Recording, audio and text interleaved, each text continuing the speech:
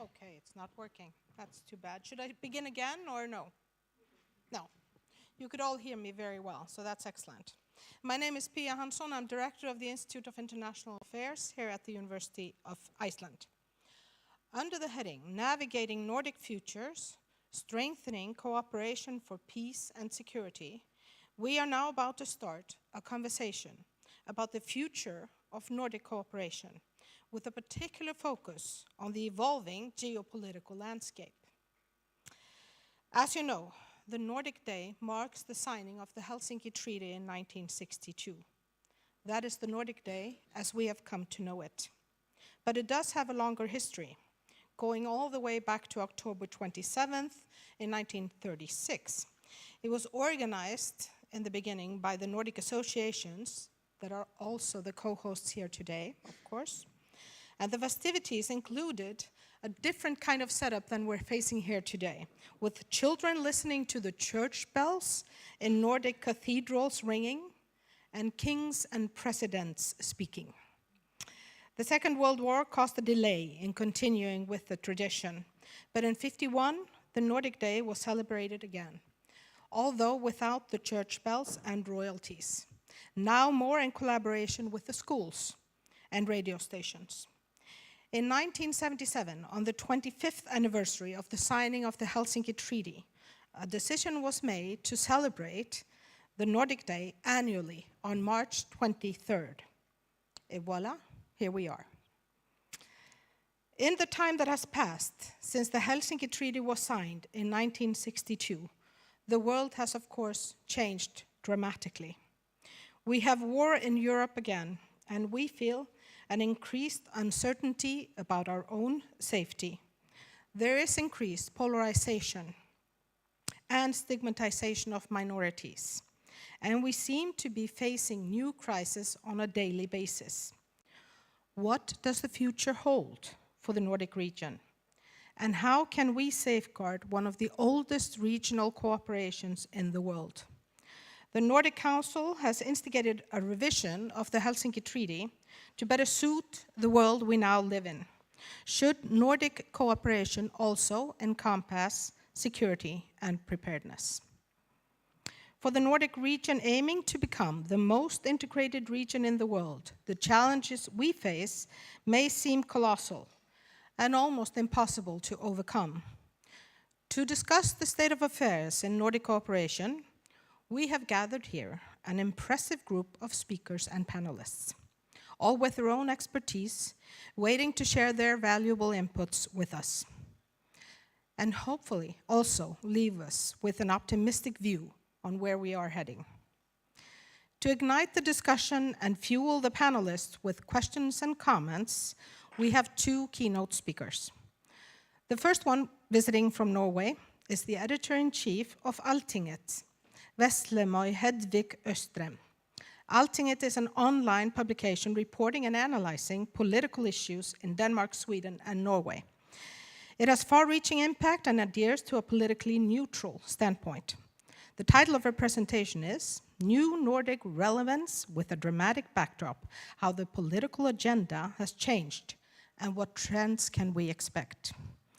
She will be followed by Hanna Katrin Fredriksson, Member of Parliament in Iceland and member of the Icelandic delegation to the Nordic Council. Hanna Katrin leads the work of the Nordic parliamentarians now looking into the revision of the Helsinki Treaty. After Hanna Katrin's address, I will introduce our panelists. But without further ado, Veslemøy, the floor is yours.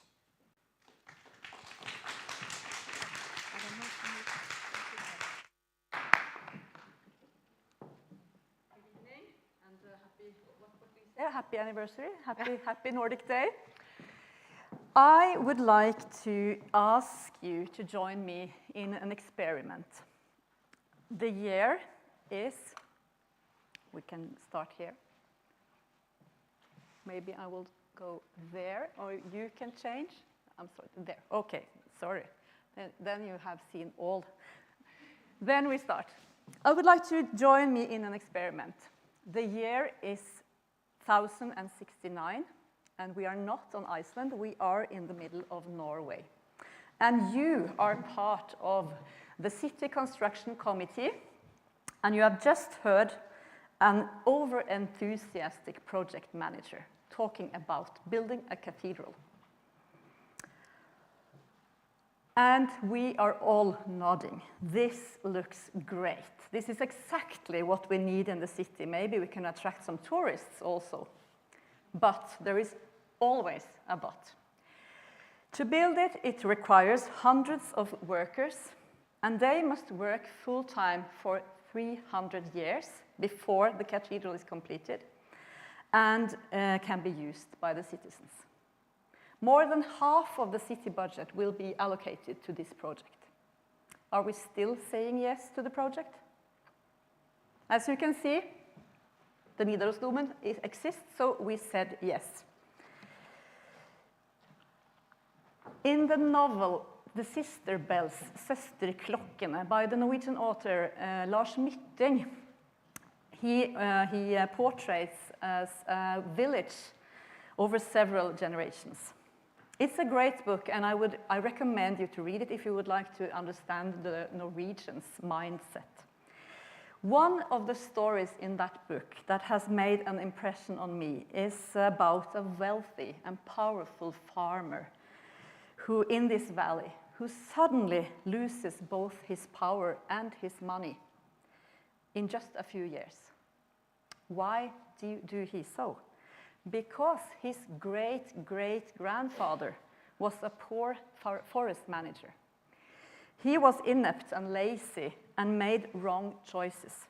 It didn't affect him personally, but the forests that was supposed to be cut down 4 generations later lost its value because of his missteps. This is what we call cathedral thinking.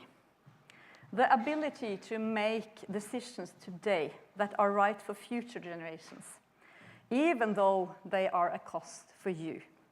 You won't benefit from what is decided, neither will anyone in your generation, perhaps not even your children's. But for future generations, the decision will be crucial. And when times are rough and the challenges are existential, cathedral thinking is extremely difficult and very important. To what extent is Nordic politics influenced by cathedral thinking? And to what extent are the media able to ask the right questions when we rush from issue to issue, from day to day, and sorry to say, from scandal to scandal? Thank you for allowing me to come here to the Nordic Day on this day and to talk about the political agenda now. As editor-in-chief of Altinget in Norway, I'm part of a Nordic media house that is committed to strengthen political discourse across our communities, our countries, through fact-based and balanced journalism. Over the past half year and a half since we launched Altinget in Norway, I have followed politics in all our Nordic countries closely, and I want to share some thoughts with you. In this time, we are trying, they and all the other politicians in the Nordic countries are really searching for solutions for what we call the wild problems that really doesn't have easy answers. And it's worth reflecting on what happens if there is more cathedral thinking in politics and less firefighting and vote chasing. But first, to support the politicians a bit, they are elected by us. Voters decide whether the cathedral thinkers, the firefighters, or the populists are asked to shape our future society. And voters, nowadays, according to the Danish election researcher Kasper Møller Hansen, is extremely mobile and disloyal. In today's political landscape, there are particularly 3 topics that require cathedral thinking, in my opinion: security policy, climate policy, and the increasingly important work of strengthening our democracy, our core muscles that build the democracies. And we are here to discuss security policy. A year ago, I interviewed the Norwegian Army General Eirik Kristoffersen, who serves as the head of the Norwegian Armed Forces. It was a conversation about Russia and the dramatic brutality and darkness of our time. And it was a very honest general on stage. In the end of our conversation, I asked him, "What is your worst fear? What keeps you up at night?" And I was sure that the answer he would give me was nuclear weapons, attacking the countries, or maybe dictatorship. But he didn't even think a second before he said, "The climate change. That is the real threat." So I have to start there. Do we build the new foundation for a cathedral for sustainability? When politicians are trying to turn every stone to save the future of the planet, the voters act on experiences from their everyday life, like the high electricity bill, the fewer parking slots for their cars, higher prices for gasoline, their jobs disappearing and changing. People in transition are feeling unsafe and uncertain, but they are also impatient and expect the politicians to fix their problems quickly. Climate policy in the Nordics has gone through 3 different phases. We started with the denial phase. We debated whether the climate change was human-made or not. And it's only 9 years ago, but it's quite peculiar because we interviewed the then Minister of Finance in Norway, Siv Jensen, and we asked her if she believed climate change was human-made. And she said no. And that answer went virally in all other media internationally because it felt a little bit strange that a Nordic minister would say no to that question. I don't think any Nordic minister would say that today. And then the discussion moved into a new phase, a more ideological approach. And a climate fight rooted in ideology can have some good sides because it creates engagement and it creates action, but it also creates polarization. Because when the self-proclaimed believers take a moral position over the others, then the gaps gets deeper. I would say that we now have started on a 3rd phase in the climate policy. And I'm somewhat hopeful when I see that the climate policy debate is now transitioning into a more pragmatic phase. There will still be both fact-resistant climate skepticism and people who see the climate fight as a moral issue. But when politics require practical solutions, lawmaking, new incentives, and competence policy, it is also easier to see the different political parties' perspectives. When the question is how, not whether or why, all parties take this question seriously, but they have different solutions. We also have a security policy cathedral to build. When Russia brutally full-scale invaded Ukraine in 2022, the international security architecture was already weakened. Question had been raised about the trust in international organizations. UN and NATO had been criticized a lot. OSSE didn't longer have the same access. Arm controls were cancelled. And to invade a country, a neighboring country in Europe in the 21st century is incomprehensible in itself, but it actually happened. Also because a Russian authoritarian leader had this clear perception that Western defenses and our capacity to stay together were so weak that it was just to go and brutally get what he desired. It takes time to build a cathedral, but it can be ruined in seconds. There are some places here if you would like to sit. The Nobel Peace Prize winner, Alexandra Matviichuk, said when she received the Peace Prize in 2022 that the international legal system is broken. She asks the international society to unite our efforts and demand to start a cardinal reform of the system for peace and security. Autocratic leaders do not become dictators overnight. They dismantle their societies paragraph by paragraph. So an answer to Matvichuk is to take a deep dive into the agreements in the Nordic countries, and that work has already started. Now the full-scale war enters its third year, and NATO has expanded. EU and the Nordics are assuming a completely different security policy role. We don't say if, we are now talking about how. Defense and security policy is now part of every European country's budget discussions. What I hope for is that this debate can engage more broadly. It is almost silent about around billion euro investments, and it is also a field where the press do not have access to follow the processes closely. And that is a democratic problem. Today marks the signing of the Helsinki Treaty in 1962. For over 60 years, this agreement has contributed to strengthen our common identity.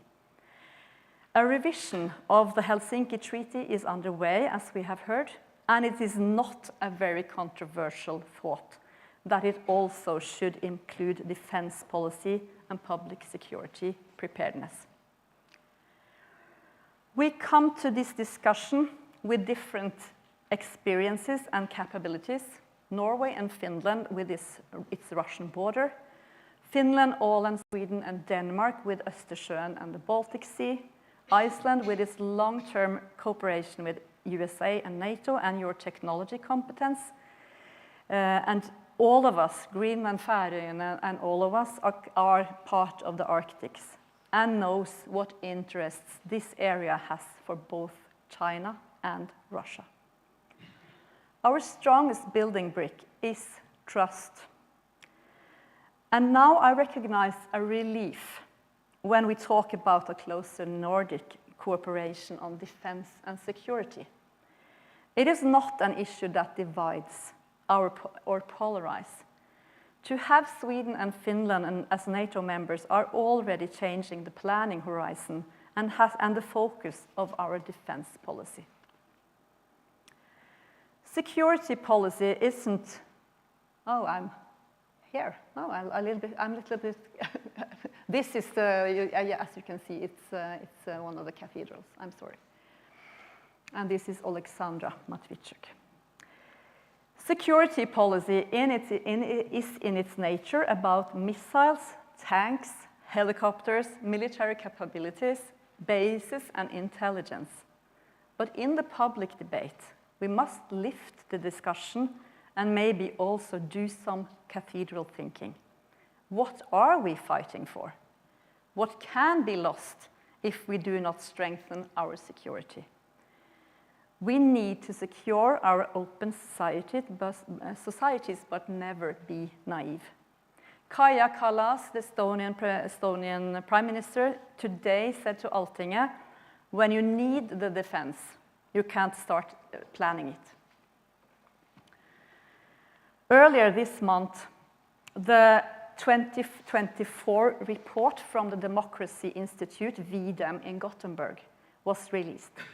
It shows that autocratization continues to be the dominant trend.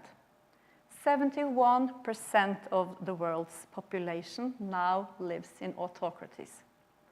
10 years ago, it was 48. 60 countries are holding national elections this year. Of these, 31 are worsening in terms of democracy, while only 3 are improving. As we can see on the map here, the Nordic countries are today a rather lonely island of liberal democracies. This gives us a special responsibility towards the rest of the world, and we should not take this position for granted. Being a liberal democracy is not a static position. It must be strengthened and continuously recreated. Our democracies didn't just happen. Since we now are on Iceland, and I represent a newspaper that has borrowed its name from your democracy birthplace, Alting, it's natural to point out that the founders of your Alting can certainly be defined as cathedral builders. They built our open societies law by law, paragraph by paragraph. And as we have read in the sagas, they also did it by challenging each other's opinion, because disagreement is a core value when you build cathedrals. Last spring, the Public Security Commission in Norway presented its report. They have conducted a comprehensive review of Norway's preparedness. To be prepared as a society, we need to understand how we can be affected. The enemy might come through something we recognize as a newspaper. It might come through some sources that we used to trust, or sources that look similar to those we trusted. What is emphasized by this commission is our vulnerability. It is not no longer a question if we are attacked, if there are propaganda operations, cyber attacks, hybrid attacks, or disinformation going on. It's a question of where, how, and when. And everyone who has started to build heavy building construction projects knows this. You start with an idea, you need a strong foundation, and then you put one brick up on the other. It's really heavy work if you do it alone. But if you are more than one, and if you are doing it together, it's much easier. So I would just end this part of this important discussion by emphasizing that our Nordic countries proudly can say that we already have 3 extremely impressive cathedrals that are built during the last centuries by wise politicians chosen by wise voters. We have the Cathedral of the Free Press. We have the Cathedral of Free and Democratic Elections. And we have the Cathedral of Free and Stable Institutions. That is 3 very beautiful Nordic cathedrals. So let us assure that they stand over the next 1,000 years. Thank you.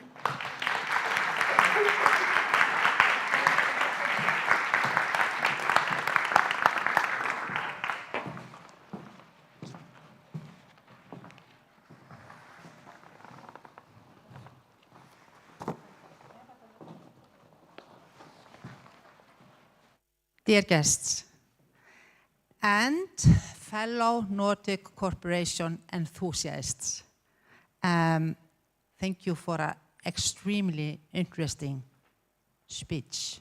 I am very pleased to have been offered this opportunity to discuss Nordic cooperation, a topic that is so extremely important to us, but receives far too little attention compared to its importance. And I look very much forward to panel discussions afterwards. And I have to say that I'm very glad to see Professor Baldur Þórhallsson here in the panel.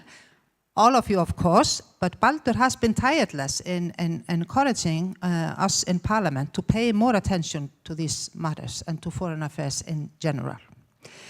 I'm here to cast some light on the work that I have led in recent months on behalf of the Nordic Council in the revision of the Helsinki Treaty. The treaty, often referred to as the Nordic Constitution, is over 60 years old. It has been changed a little over the years, several times, but in recent years, more weight has shifted towards the opinion that a thorough review is position of the Finns, who had to consider the interests and the views of their neighbor, the Soviet Union, in foreign and security matters. This situation changed after the Cold War, and over time, foreign affairs, as well as security and defense, became very prominent in the work of the Nordic Council. The Helsinki Treaty has not, to date, been updated with these priorities, in accordance to these priorities. And as the discussion on the possible revision of the Helsinki Treaty progressed, proposals were made to look at more issues in our Nordic cooperation. Provisions on environmental issues have been, for example, in the treaty since the beginning, but climate issues are not mentioned there, even though they have been one of the focus issues in the Nordic cooperation in recent years. Proposals were also made to address social security in a broad sense and administrative barriers, for example, in the treaty. Last summer, the Presidium of the Nordic Council, the decision-making body of the Council, appointed a working group with a mandate to estimate and advise on the need to update the treaty, to specify which of the current chapters might need to be updated and what chapters might need to be added to the treaty. And the objective of the work has been to ensure that the Helsinki Treaty serves as the best possible framework for a stronger Nordic cooperation now and in the future. In addition to Denmark, Finland, Iceland, Norway, and Sweden, parliamentarians from the Faroe Islands, Greenland, and Åland have participated in the work, as well as the chair of the Nordic Youth Council. Our plan is for the working group's proposal to be processed at the Nordic Council session here in Reykjavik next fall, as Iceland now holds the presidency in the Nordic Council. In our Icelandic presidency program, we have placed special emphasis on the review of the Helsinki Treaty to include emphasis on peace and safety in the North, on security, defense, and climate issues, and to stress the importance of the right to use our mother tongue in Nordic cooperation. Furthermore, we have wanted to discuss the need to define in the treaty the common values of the Nordic countries, such as respect for democracy and human rights, as well as gender equality and the rights of LGBTQ people. Emphasis on all of these issues are a strong thread in the Nordic cooperation, and thus it is in the working group as well. There, the emphasis is on including defense and security policy, also include civil security, preparedness, and social security in the treaty, and to update the chapter on nature to include climate issues. We have also, in our work in the recent months, discussed a stronger emphasis on our Nordic welfare system and to update the chapter on education, research, culture, media, and language. And the same goes for the chapter on transport and infrastructure, for example, to include digital infrastructure. And I also want to mention here that we have discussed closely whether the importance of, and I want to say increased importance of Nordic cooperation in the European Union and in the EEA area should be reflected in the treaty. And this is not a complete list, rather an overview of the things that we have been discussing when evaluating the need to revise the treaty. The meetings of the working group in the last few months have been lively. For sure, we've had our differences. The development of Nordic cooperation is important to us all. But we have been able to solve the differences and agree on a report with proposals on issues that I have mentioned here. The report is certainly not finished yet, and some big issues remain yet unsolved. That applies first and foremost to the issue whether a full membership of the Faroe Islands and Greenland of the Nordic Council, and a stronger presence of these two countries in the Nordic Council of Ministers should be discussed at all in this work, and whether it should be included in the revision of the treaty. The working group is still working on finding a common proposal here, and we will hopefully manage to resolve this in such a way that we can meet the wishes of the Faroese and Greenlanders. It is my personal opinion that a stronger position of our friends from Faroe Islands and Greenland will even further strengthen the Nordic Council and the Nordic cooperation in general. I believe that this work, and I cannot go any deeper into specific proposals as this is a work in process, and many of our members in the Nordic Council have not seen our latest version of the report yet. But I believe that this work will lead to an important update of the treaty. That will become clear in the coming months, if that will be the solution or the outcome. But whatever that outcome is, at the Nordic Council and subsequently by the Nordic governments and Nordic parliaments, this whole process has been an important opportunity to discuss and dive into very important issues concerning Nordic countries and Nordic cooperation in a changed world. And again, I look very much forward to hearing the panel discussion with the experts here today. Thank you.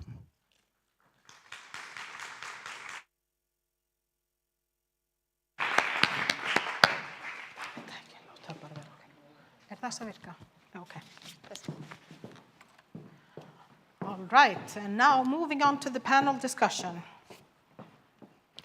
The chair even has my name, that's very nice.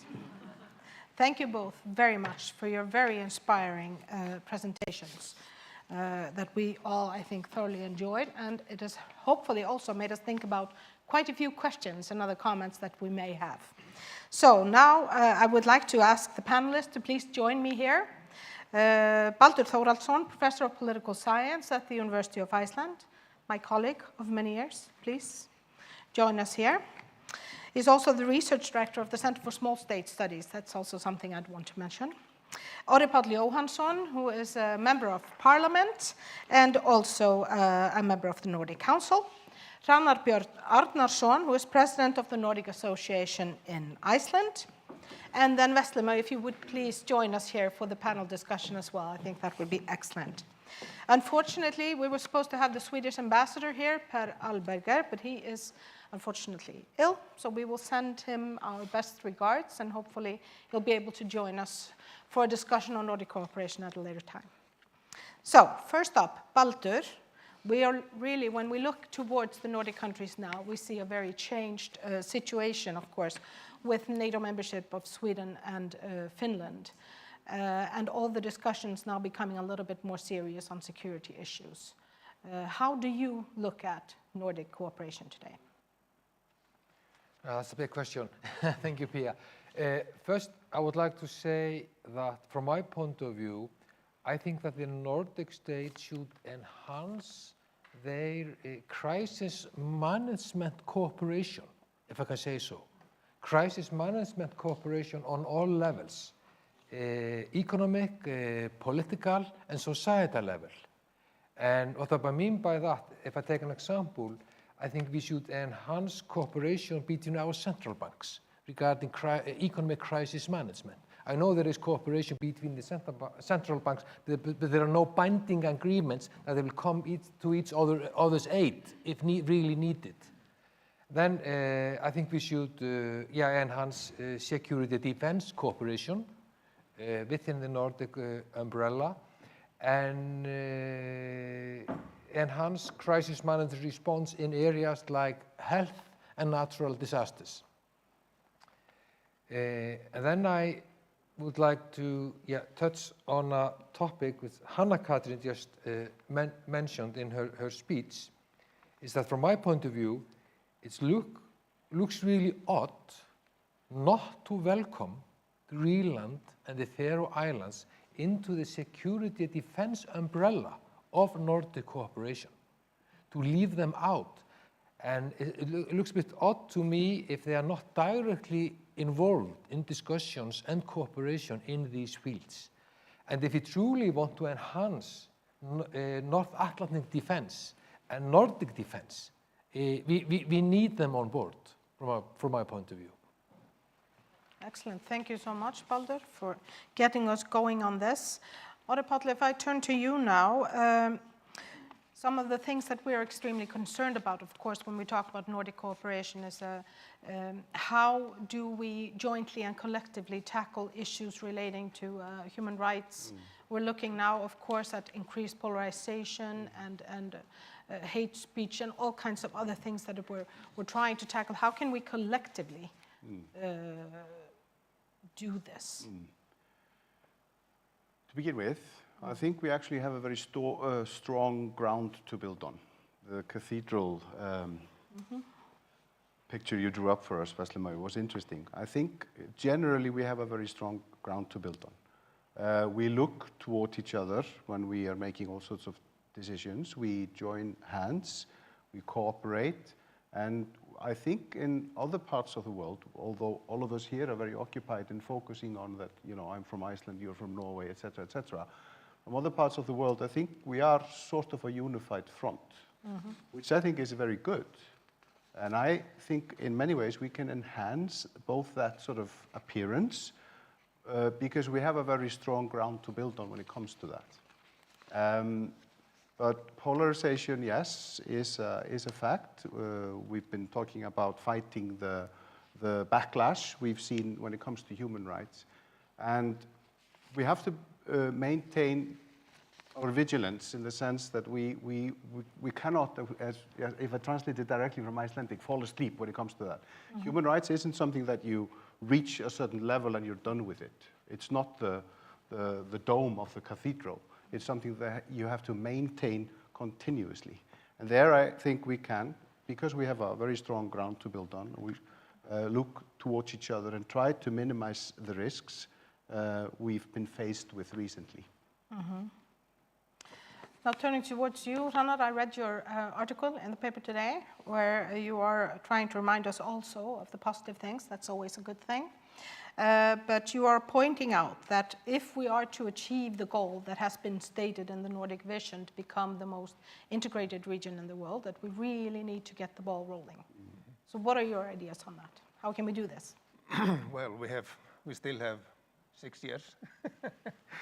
But of course, we are far from it. And I really like this metaphor of cathedral thinking when we discuss Nordic cooperation, because that is really totally lacking in Nordic cooperation today. But I will also mention that the biggest cathedral that the Nordic cooperation have given us is the peace and the friendship between those 8 nations. And let's not forget, they were fighting against each other for centuries before. But now no one thinks of any wars or fightings between those nations. So that is our biggest cathedral in the Nordic cooperation. And we really need this thinking to all our Nordic, when we think about Nordic cooperation in the future. Therefore, is it so important that we are looking at the Helsinki Agreement. And when we do that, we have to look at it not for just to adopt it to the reality today, like integrating security and climate change and all those things Anna-Katrin mentioned. That is, like Baldur says, just natural thing to do. But we also have to think, what are we going to do with it? I totally agree that Greenland, Faroe Islands, and Åland must come in as full-fledged members. And we also have to look at what is happening. For example, in Greenland, they are looking away from Nordic cooperation instead of towards it, maybe because they are not taken as a serious partner.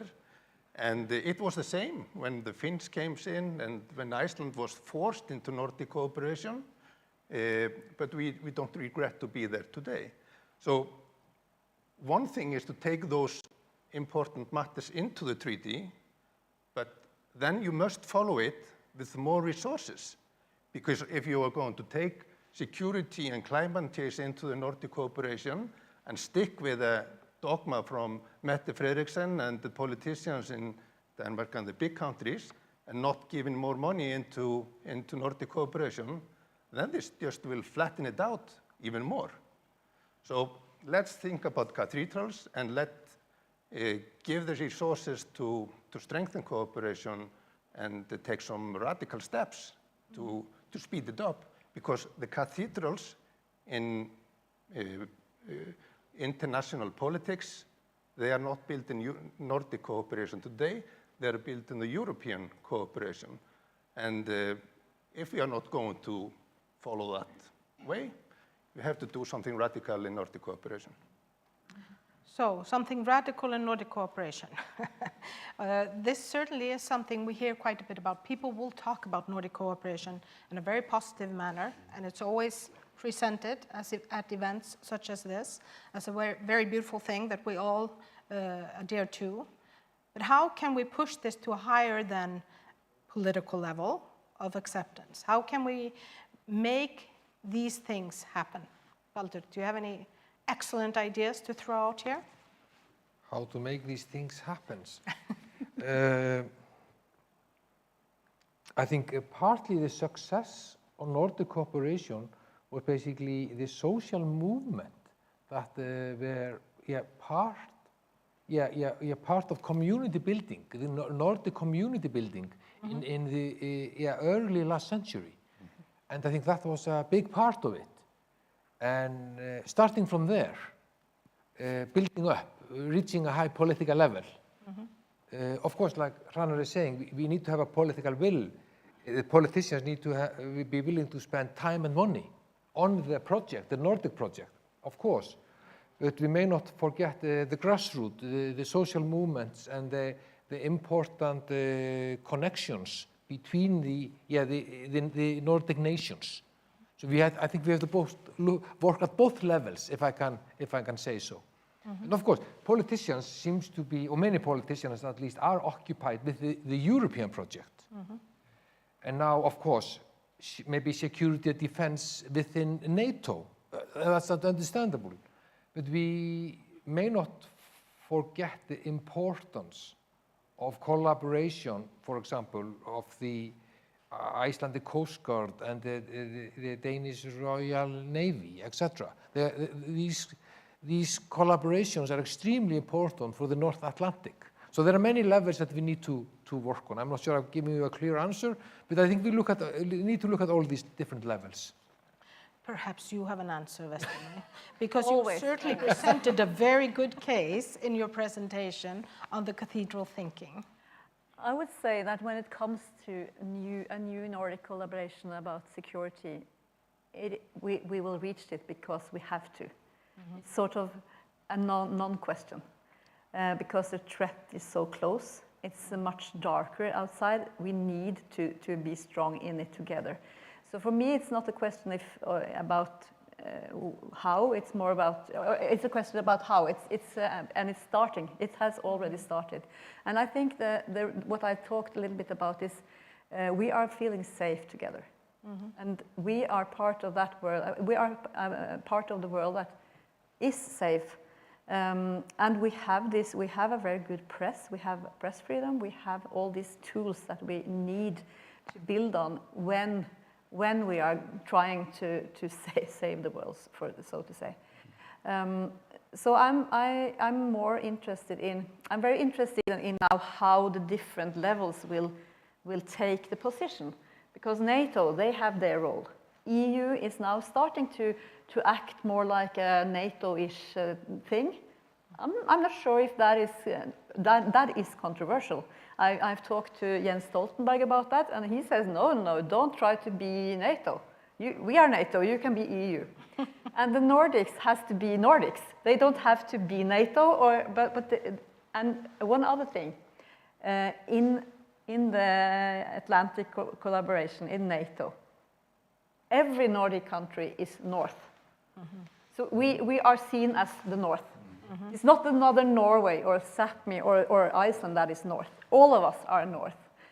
So I think we are sort of, we can speak not with the same tongue, but we can obviously change a little bit about the dynamics in these collaborations. But at the same time, we need to be very careful not to be seen as a bloc within NATO. Right? Do we though? Well, I don't know. What about you? Tell me. I mean, is that an option or a possibility to be exactly seen as a peaceful bloc within NATO? I would like to present that question here. Why are we so scared of presenting peace in a turbulent time? We have history, knowledge, understanding. We know how to deal with it. We know how to build it and maintain it. Why do we not present ourselves as a bloc, presenting peace within NATO, since all of us are there? Taking over from you here. Good point.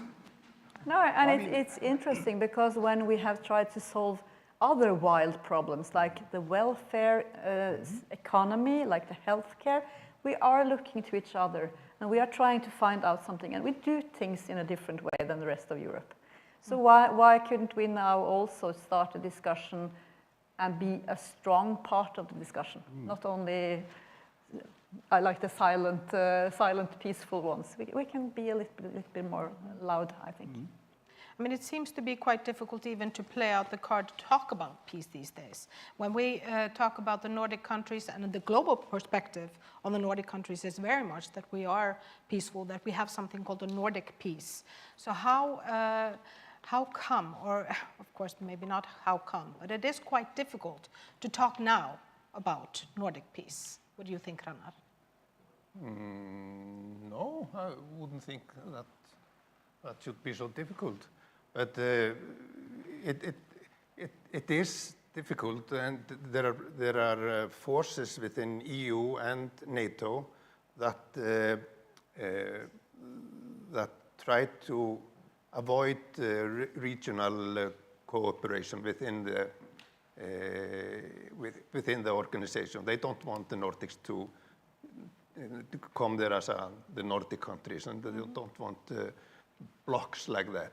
But therefore, I am a little bit afraid that seeing Finland and Sweden join NATO will actually lead to less discussion about security cooperation within the Nordic countries. Because since we are all in NATO, we do it there, like the discussion also about EU.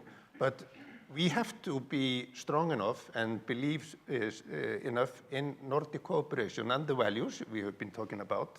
And the values, for sure, influenced the European Union and the world in so many ways in the last 50, 60 years.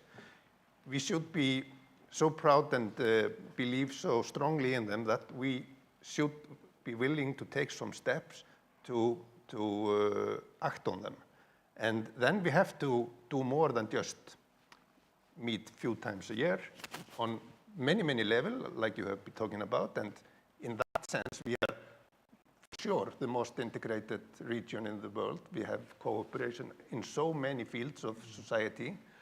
But this is mainly discussions and knowledge sharing and idea sharing. Very important, very good, and it's very well functioning today. But if we are going to take it a step further, we have to give the Nordic Council, the Nordic cooperation, some governmental power to act on things, to take decisions together. Not always everyone have to agree, but like issues like Baldur was mentioning, Coast Guard, policies on climate, policies on refugees. We could do so much more together if we could unite on policies and implementations, because we don't have the means today to implement anything. If we need some means to do something, we go to Europe, we go to NATO. But we should do it on Nordic basis, I say. I mean, certainly there was some oh no, I'm sorry. Go ahead, if I may, Baldur. I mean, The Nordic states, of course, cooperate quite closely on foreign affairs in international institutions.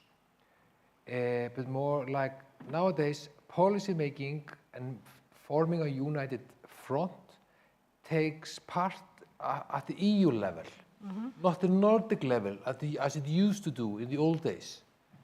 And I would welcome closer cooperation and even closer consultations between the Nordic fives on foreign affairs, because I think all of the Nordic states would be stronger and would have a greater say on peace, for example, if they would have a united front regarding the Middle East crisis, the Middle East war. If they had a united front on Russia in the Arctic Council, as they do. I mean, when the Nordic states stand together and form a united front, and if they could do so within the EU, or those who are in the EU, or within the EEA, EU PAC, or within NATO, I think we would all become stronger and could have a greater say on world affairs and peacemaking. Yeah, but this, of course, was not the case last fall when the Nordic countries did not all stand together in the resolution in the UN, for example. But now if we turn to some global other issues that are of concern, how concerned should we be about the upcoming US elections and who will become president in the US? Who wants to take this one? Veslemaj, perhaps? Oh, we met a very nice couple yesterday on the dinner in Reykjavik on a very good fish restaurant, and they were from Boston, and I dared to ask, are you afraid of the election? And they just started to cry. They are so afraid. But of course, we are all sort of sitting there waiting for something bad to happen. What I know is that the governments right now, they are planning for two different scenarios, of course. But they know also that institutions and agreements will also be there with a Trump administration. They might be more afraid of if there is any grown-ups in the room, as it was in the last 4-year period. But what I think, if we will have a new Trump administration, I'm sure that the European cooperation will be stronger. We will be more leaning in that direction than leaning to the United States direction. And maybe that's not a tragedy. So let's just look and see what's happening. Perhaps a stronger Nordic cooperation as well. Yes, and it is very interesting to see how the United States has come as far as they have. I have a map that I use often when I talk about the news desert, areas with a news desert. That is areas with not a regional newspaper or a local newspaper that is covering politics. And that desert has become so much more, it's more areas without a local newspaper. And the same areas that have this news desert, that people don't go for voting. So it's sort of one-to-one. If there is a press that is covering politics, that has this debate going on, then you have engaged voters, then you have a local democracy that is fact-seeking, in fact. And we do have that, but we also, and I'm from the press, so I'm of course talking about that. It's hard to be in the press right now, also in the Nordic countries. And if we don't realize how important that is as one of the democracy brickstones, then I'm more afraid of that than I'm afraid of a Trump administration. Yeah. So the big concern is really the threat towards democracy, you could say. Yeah, I agree with that, and I agree with as you point out, with regards to the press. You mentioned one of the greatest cathedrals we have is free press. Yes, indeed, but we have to make sure to nurture it and not sort of maintain our guard in making sure that it is there. We don't have these deserts you point out. To be honest, I mean, it is a bit frightening how the elections will go next autumn, but perhaps, thankfully, things don't change overnight. But then it's a question of being able to prepare. And I mean, I understand and know that sort of the European leaders, or at least the countries within Europe, have been sort of figuring out, you mentioned governments, but figuring out, what to do if, Trump says all sorts of things. And with regards to NATO, seems to be backing a little bit off his previous point, but you never know. You never know where he's going and what he's aiming at. Not really trustworthy when it comes to, you can't trust his words. So I'm hoping that those who are in charge are at least sort of joining hands and think tanks in realizing and understand what, if a void needs to be filled or not. But I mean, NATO is one part of it. We all remember and recall how he sort of treated the issue of climate change during his previous term. And that's a very, very serious thing if the United States, being a very, very key player in that sense, falls out again or pauses or whatever they do. So, but let's hope for the best. And the map you showed before, Veslemøy, on what's going on with autocracy. Yes, I'm sorry. Yes, it's a very difficult word. But it's a really difficult map to look at as well. And one thing that is also from VDEM, the institute, I recommend you to follow them because they are great. They talk about what happens before the autocratization starts. And they have pointed on one special thing that has started sort of the movement downhill. And they say that when people start to talk about their people who disagree with you as enemies, then the polarization starts. And if we see that also, and in Norway, the Nordic countries, I don't think we are there. We talk about the people who disagree with us with sort of a respect. But if we started to sort of characterize them and talk about them as bad people because they disagree, then we are in trouble. That happens now in a lot of countries. And VDEM is pointing on Hellas and Greece. They are also, of course, pointing on Eastern Europe. But there is some countries also in Europe that is now starting to see that development. Yeah. It's a scary picture. Baldur? I think we need to prepare for a different United States. Changed United States, and it's there for the next few years. It's not only about Trump. I think there are several Republicans that are more radical than Trump, to put it politely. Much more radical than him. I worry more about them than Trump. So I would say Europeans, generally speaking, need to prepare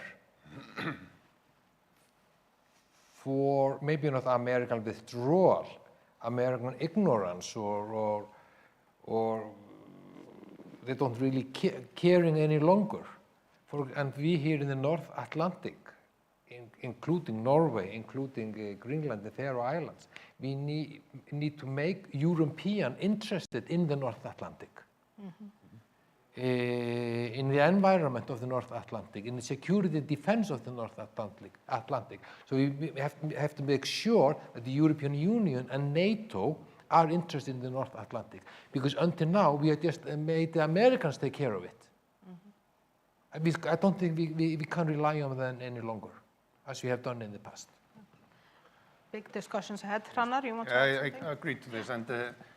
And even though we think that Trump and those radical Republicans, if they come to power, and they are having big power, even though they don't run the White House, they will, if they get stronger and this Atlantic alliance tears apart in some way, of course we have to hope that the European Union step up and been able to unite as a new front. But we also have to remember that we have countries within the European Union thinking the same way, like we mentioned here. So it would be much more easy for the Nordics to unite as a front for democracy, human rights, gender equality, LGBT rights, and of course, security.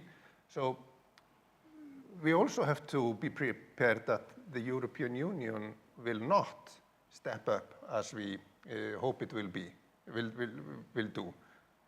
And more radical support with Nordic cooperation is definitely the best way to do it, to secure the Nordic nations and also those values we have been cherishing here for the last 50, 60 years. We are still, like the map said, in front in that field. And if we want to keep that front, we have to do something about it. We need to keep working on it, I guess. I'm wondering if we can take some questions from the audience now. I don't even know. We have a microphone for it, yes? So just signal me if you have a question or remark that you would like to bring forward. Do you feel like we're exhausting the discussion here? This is very strange, indeed. Here we go, the Canadian ambassador. Hi, I thought I'd ask a kind of Canada-type question. I'm the Canadian ambassador. Thank you for this wonderful talk. I found this really informative. I'm curious a little bit, this is fascinating, the dynamics within the Nordics, but I'm curious about strategic relations that the Nordics as a whole would like to pursue more broadly and globally. And I want to just mention that, of course, last June, and this was based on Iceland's suggestion, Canada was invited to Iceland to participate in a meeting of Nordic plus Canada prime ministers, first ever, which to me is still strange. How have we never met like that before? It's an obvious partnership, and it's led to now a commitment for foreign minister-led level meetings, and I know our prime minister is keen to invite the Nordics to Canada. To me, this is a really natural alliance, especially in the current context with Russia and other dynamics in the world. And I'm curious, and we don't have to talk just about Canada, but I'm curious about other places in the world where the Nordics really see, you know, even in the Southern Islands and other parts in the world, do the Nordics see potential there globally? Does anyone want to start responding to this? Yes? Well, just as a quick response, I was actually quite pleased to see the Canadian president here at last year, and it was new, it was in a way fresh, but about time, perhaps. I mean, Scotland has been very interested in participating more in Nordic cooperation, to mention one. Mm-hmm. Definitely. You feel that we should all be open to this, right? Yeah. Or? I think generally speaking, if I can say, we here in the North have common interests, more common interests than basically we think of, I think, on a daily basis. I think so there are a lot of areas that we can cooperate much closer on, and we should do that. Especially now when the Arctic Council is at least without Russia, and it's a bit uncertainty what's going on there. So cooperation, with Canada and others is important, because there are important issues regarding the environment, etc., which we need to consider, especially in the North. Yeah, so there might be a little bit of a vacancy, so to speak, when we're talking about Arctic affairs, at least. Actually, we have the Nordic countries. They have much more in common with Canada than many other European and not to mention America. The social thinking in many ways, and we also have a lot of Scandinavian people living there, moved there 100 years ago. And they actually, when I was working in the Nordic Council, I got through a resolution about closer cooperation with those societies in the Nordic countries and Canada and the States. Unfortunately, it didn't come so much out of it, but definitely, if we are looking for alliances, and I know, for example, Greenland, they have many, maybe much more ties to parts of Canada than part of the North, the Inuit societies. So definitely many possibilities there. My colleague points out the Baltics, obviously, but there is a very close cooperation with the Baltics. raising that point. And B8, for example. It's just And a radical question, why should Canada not become an associated member of the Nordic Council? oh, Canada. So why not? Can you envision other countries that you think we should think about in those terms? Would you like to add some? All countries that can use wool clothes. Yes. Okay, Know okay, how okay. to dress when there's snow. We can collaborate with. Perhaps we can tackle some abstract questions too. I'd like to talk a little bit about Nordic solidarity, because I think that that is something that we've often talked about and wanted to claim that we all adhere to, but we've seen certainly some glitches in the armor there, referring to in 2015, of course, with migrant flow in Europe and how that affected relationships between the Nordic countries, but also looking at the responses in the beginning of COVID, where borders were closed. How can we kind of think about this now in light of the crisis that we're now facing, because so far it all sounds here in the panel a little bit like we're all friends and this is going to go well. This is not going to be a problem, but yeah. Well, this is just a fact. We are gliding away. We just have to face it. And what happened in COVID and the refugee crisis and will happen again are the first sign maybe of that we are gliding away. There are other issues more important than Nordic cooperation. So it's a signal we should take very seriously, and like I've said 3 times before, take some radical steps to change it, if that is what we really want. But one problem with the Nordic cooperation or the discussion about Nordic cooperation, everyone thinks it's so fantastic and everyone supports it, so we really don't have to discuss it. It just is there and everyone is happy. But it is really threatened, and therefore I always have to be the negative guy in the panel, but this is the case. No, but I am the negative one, because there is a very interesting thing. Just now in Norway, we have started to talk about the refugee crisis in 2015 as part of a Russian propaganda operation. And we started, you know, suddenly people started to come into Norway from Finnmark, with bicycles.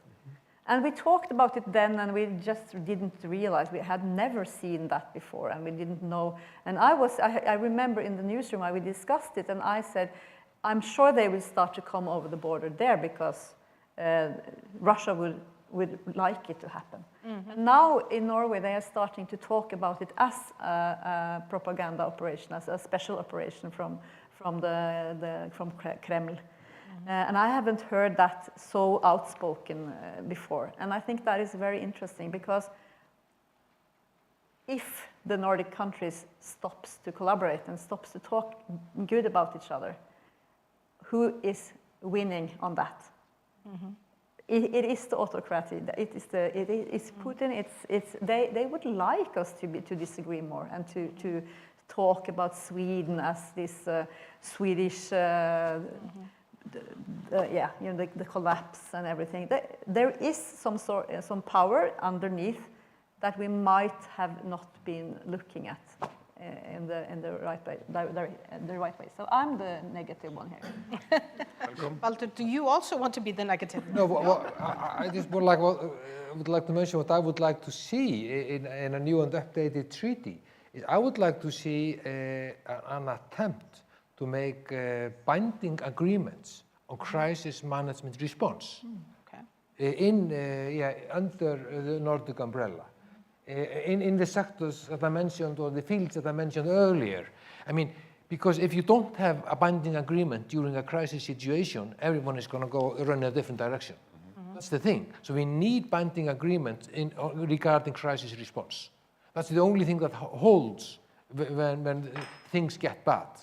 So I would like to see such an effort included. Yeah. And I think we've seen... Baldur will not sign agreement as a president without it. But I think that what we also saw, of course, during COVID to bring forward the positive things is that there was actually a lot of collaboration going on in the middle, let's put it that way. You know, so certainly in the end we saw the strength of Nordic cooperation, I think, in many ways on that. Anyone else has any questions or comments? Yes, we do have a few here. That's very good. Let's start in the first row. Thank you. After Canada, this question from a French perspective.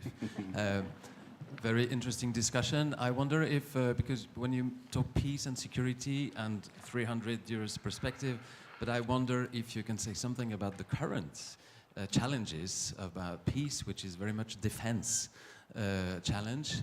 The discussion in the European capitals within the EU, not least right now, is much about building the capacity to support Ukraine more than we've been able to do, because now it looks as Ukraine doesn't have the resources to fight back as powerfully as we could hope. So is this dimension included when you talk about building up peace and security within Nordic cooperation? Do you integrate these defense capacities, industry capacities, and this kind of thinking? Thank you.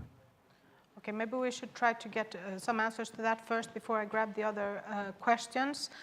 Certainly it's a difficult one to answer from an Icelandic perspective, not having those kinds of means to be able to support Ukraine, but would you like to comment on this? And in a way, you know, different mindset as well. Generally, I think we have. So I, for example, have severe difficulties in putting myself in the steps of those who think of that as an option to produce more weapons or manufacture and make sure that it's just, I can't grasp it, to be honest.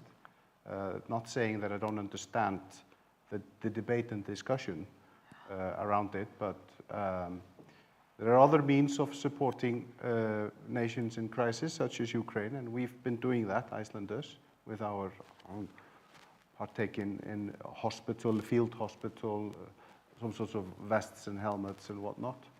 But I mean, the fundament of it all is to argue for peace the whole time. And it's so, in my view, and that might be a very naive way of saying it, there is something wrong with the methodology when we're always sort of at an end of pipe solution with things. There is something that needs to be changed in the world set, or mindset, or in the world when we're constantly fighting crises. What is it, over 50 wars all over the world today? What is wrong with the human being, honestly? Do we never ever learn? Well, we learned in the Nordic countries. We stopped fighting and made one family. But I would actually like to see the Nordic countries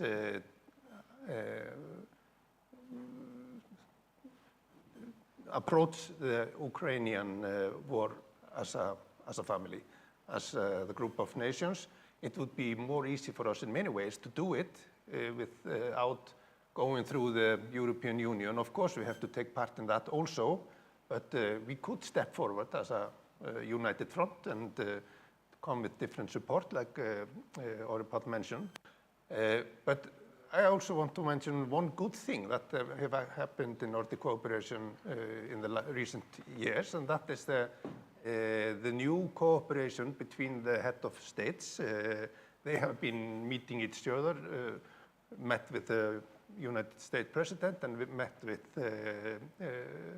Zelensky also to show united front in support of Ukraine.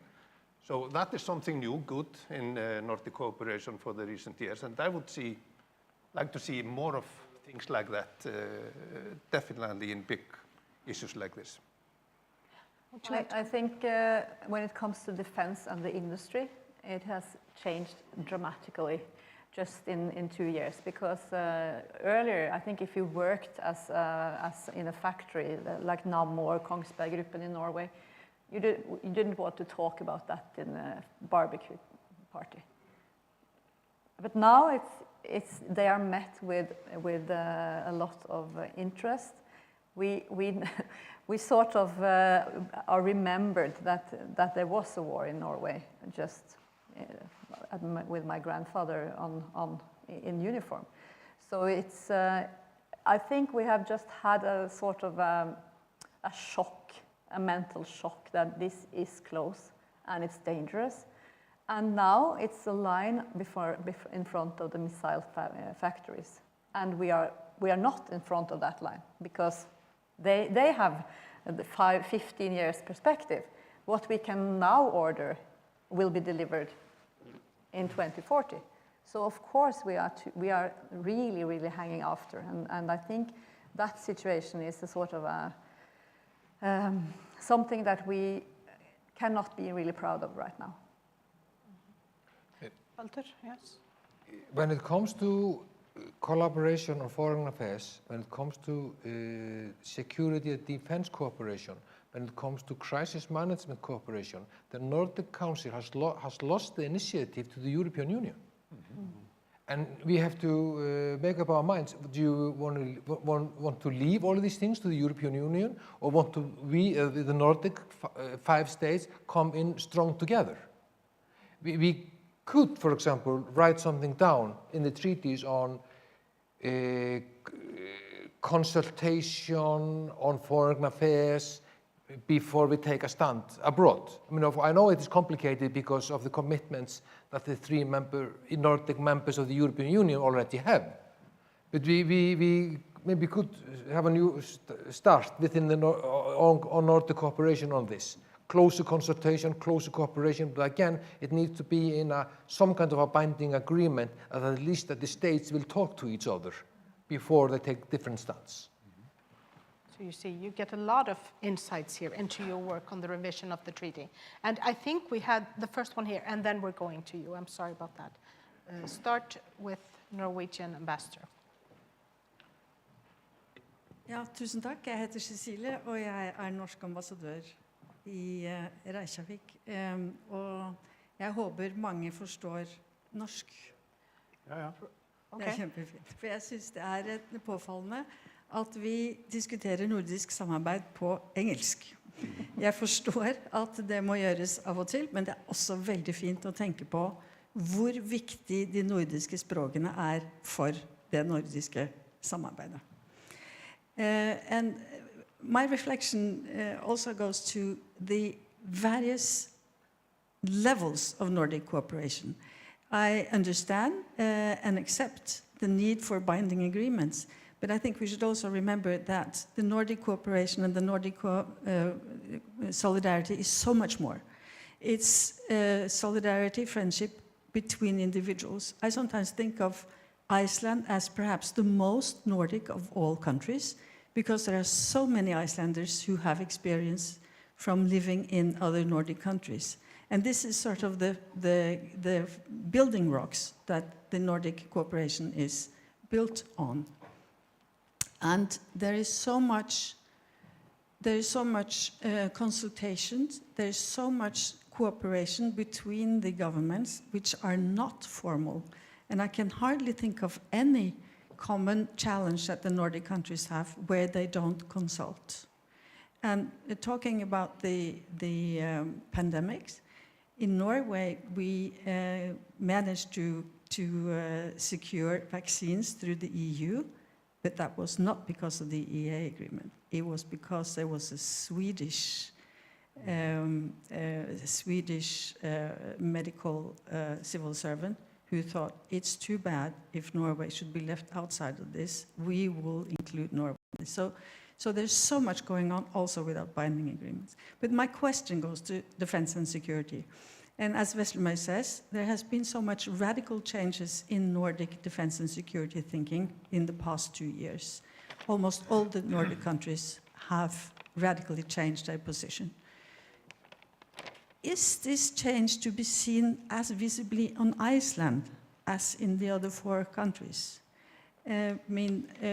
Norway just decided to ramp up defense spending to 2% within 2024. Iceland is still on, I think, 0.1%. And I know there might be different opinions in the panel about this. Will we see a radical change in Icelandic thinking of their contribution to Nordic defense and security? Oh, interesting question, huh? So who wants to go first? Orri Páll? I don't think we'll see a radical change, no, but some change. And we've obviously, what was it, last winter, we were debating our national security agenda, or whatever it's called, and however it's translated, policy. Saw some changes, yes, but again, I think it's just sort of further away from us generally here in Iceland to think in a very, shall we say, harsh, militant or defense way. But when it comes to humanitarian aid, and as I pointed out earlier, when it comes to helping out in crisis, we've seen an increased value and interest in partaking in that, which I think is very positive, since we have to deal with all these crises all over the world. So Baldur, now it's over to you. I won't ask Where you should I start? to comment on this. I think the problem lies, I think I would like to say, in the fact that we have more or less for decades outsourced policy making in fields and security and defense. And I think we need to get it back. That's what I'm going to say. That's your I mean, that's the way, I mean, we can't maybe outsource policy making in this field any longer. Are you referring to the States there, or? The United States? Yeah. Yes, more or less. Of course. Hrannar, you want to jump into this as well? Well, I think we are not going to see so much change. We are going to spend a little bit more money, I think, on Ukraine and some civil projects around that, I think. But no radical change, I think. But maybe I want to add a little comment to the other things you said about the integrated Nordic cooperation in all fields, and I totally agree with you. And like I said before, in that sense, I think we are the most integrated area in the world. So we are lacking the integration in the top of the society. But I also think we could take a radical step, in integrating the nations, making them once for all the same nation, by adding the Nordic citizenship. And actually, this is a possibility now, since Norway have decided you can have double citizenship. So that counts for every Nordic nation now. So why don't we add on the Nordic citizenship for all Nordic citizens? That would be an easy thing to do, and for sure would make us like one nation. I Excellent think I would. discussion. You want to comment on this? Yeah, not the citizenship, but the naiveness around defense. Because if you think that you are not under threat, then you are mistake. That's a mistake. Because the Arctic, the area up north, if you haven't seen how the Russian army are strengthening all their capacities on the marine sector. And also, so I'm a bit, I would like to hear more about why you think that you can just depend on the others. Sorry, what is it? Why you can depend on the others to defend Iceland? Ask the parliamentarian. Well, I didn't say that we could depend on others, but I mean, we are a micronation. I mean, how? Oh, but you have so much interesting resources. I understand. You have the minerals. You have a lot of important resources that could be of interest for you. Yeah, no, I absolutely agree with you. I'm just sort of, and not to, we are aware of the importance of keeping the Arctic a low tension area. I mean, that's one of the aims and agendas in the presidency, the Icelandic presidency within the Nordic Council to focus on. So we're not oblivious, you know, not to understand it in that manner. I'm just saying that I'm not sure how it can solely be dealt with by ourselves. I mean, we have a close cooperation with the other Nordics. We are a member of NATO. My political party does not want to be a member of NATO, but we are. That's a fact. We work with that. So, I mean, it's not solely depending on others. We are partaking, just in our manner or means.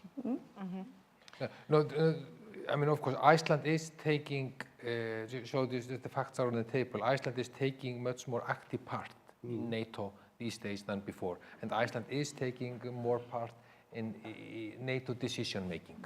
And it should We were absent more or less, maybe not altogether, but almost like we were absent. But we are not, it's not like that any longer. The Ministry of Foreign Affairs is taking greater part in NATO discussions. And which I think is important. We should sit at the table where decisions on the defense of the North Atlantic are taken. But you don't have a defense ministry? No, we not formed with the Ministry of we Foreign don't have Affairs. a military, you see. The Ministry of Foreign Affairs serves as the Ministry of No, but you know, Defense. the defense is not about military anymore. It's about hybrid attacks. Yeah. So it's not about missiles, it's about technology. Certainly. Yeah. But I think that those issues are, of course, being tackled in some way, if I can jump into this a little bit. And certainly the funding that's being used for issues that we can say are related to defense issues have been increased. Absolutely. It's even part now of the funding from the government. Yeah. It's a specific column, and it didn't used to be that. So in many ways, this has changed. But I also wanted, before we continue with this, I'm sorry, we do have one more question from the ambassador from Greenland. So let me just, please.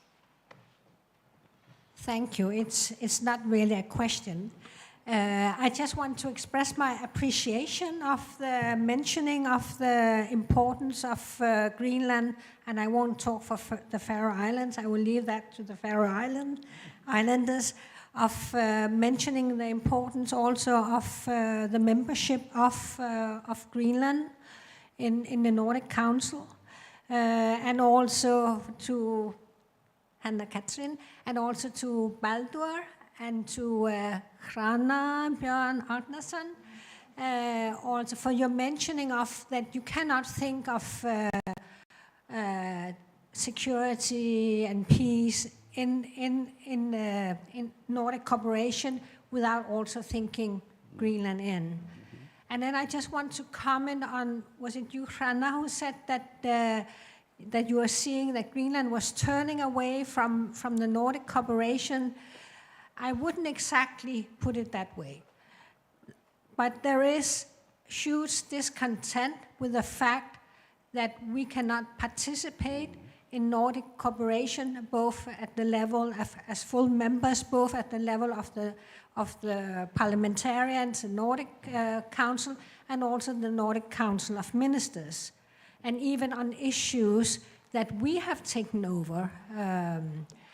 And so we operate under the motto of nothing about us without us. And until we see progress and more inclusion, hopefully also in conjunction with the revision of the Helsinki Treaty, then, I mean, we are evaluating, and we'll probably be more visible. We will not be so visible maybe at the political level, but more at the level of officials on a more technical levels. That being said, then I would also mention, also inspired by the question of the Iceland's thinking of enhancing ability to defend itself. As you may be aware, that they in Denmark, a cross-political accord has just been achieved to ramp up and invest massively in the defense budget. And that also includes the presence in the Arctic. Yeah. And the Greenland government is very much also part in those discussions on what that will mean for capabilities to be put in Greenland, and the need for then very close cooperation between Denmark and Greenland on the whole defense situation. And there it's very much a position of the Greenland government that, of course, I mean, even though we also want to keep the Arctic as an area of low tension, we are also aware of the situation today. And, I mean, and when you talk about massively expensive infrastructure, military vehicles that has to be deployed, maybe just land there. I mean, you cannot avoid also being able to defend whatever installation or vehicles that are there. So it's a very, very fine line that we have to path that we have to follow, and in close consultation with the Danish government. And then We're almost out of time, I'm yeah, sorry. So and just then one last thing, inspired also by my Canadian colleague, is and also the revision of the Nordic of the Helsinki Treaty is what is also very important is actually if you can include something about the rights of indigenous peoples. So thank you. Thank you for an excellent excellent point. Thank you discussion. so much. And actually, I ask you all to join me now in thanking the panelists because we are out of time. But I do believe there is a reception, right outside the door. So there will be an opportunity to discuss further with our excellent panelists. Thank you so much. Thank you.